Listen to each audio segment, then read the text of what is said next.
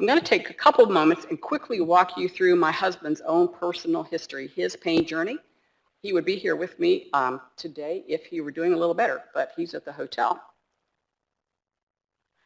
His pain journey started at about age 6. He is 69. He had a respite during his teenage years, worked through the pain as a construction electrician from age 22. Over time, all of his pains grew worse. At age 43, he could no longer do the work required of an electrician. He got a diagnosis of fibromyalgia at age 40, and when he asked the doctor, what can you do? How can you help me with this horrible constant headache I have? The doctor said, well, I could give you something, but you'd be a junkie in a week, so I'm sorry, there's nothing I can do for you.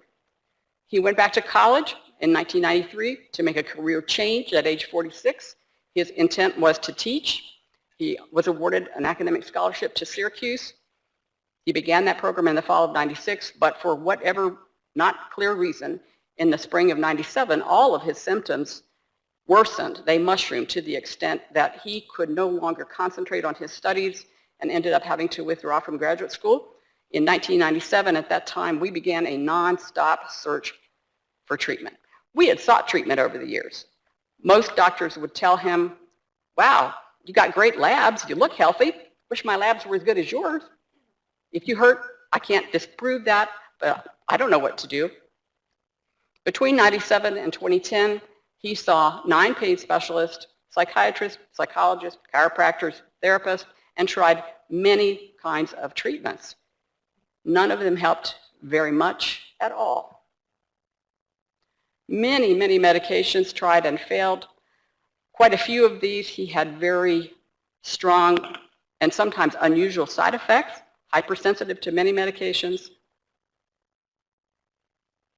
Finally, in 2010, we had success.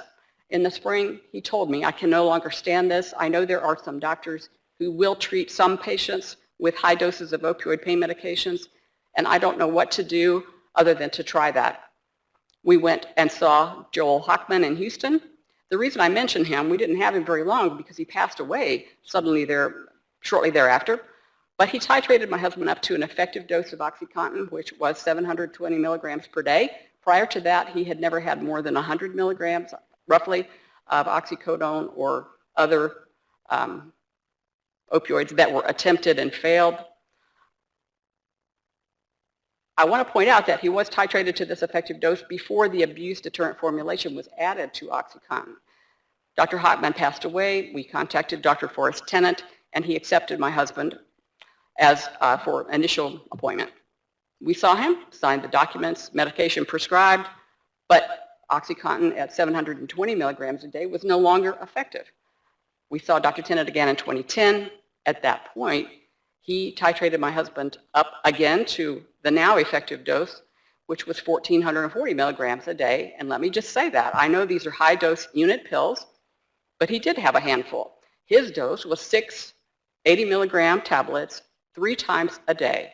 He also had oxycodone 30 milligrams for breakthrough pain. And this resulted in what he calls the best years of his adult life.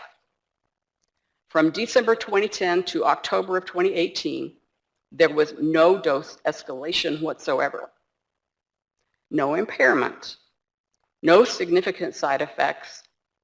The first time he ever said, these are the best years of my adult life, was in this room at a patient-focused public meeting on fibromyalgia in 2014.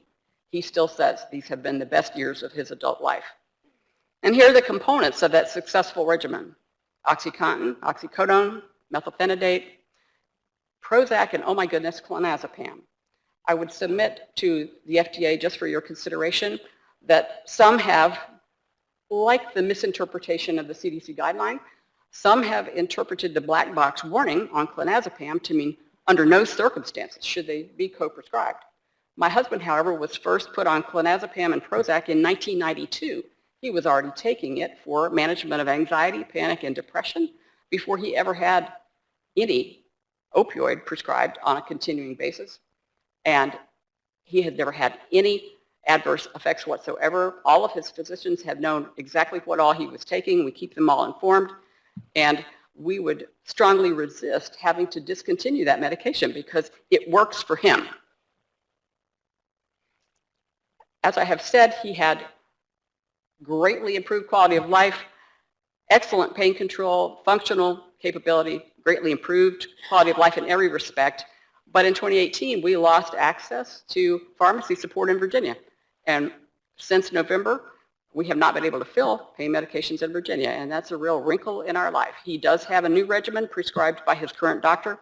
Unfortunately, it's not working. It's not working well. How did we get here? I didn't want to leave him at home alone because he's not doing well, he's not feeling well. So I considered canceling and not coming to this meeting. He thought it was important for me to come. He didn't want me to cancel.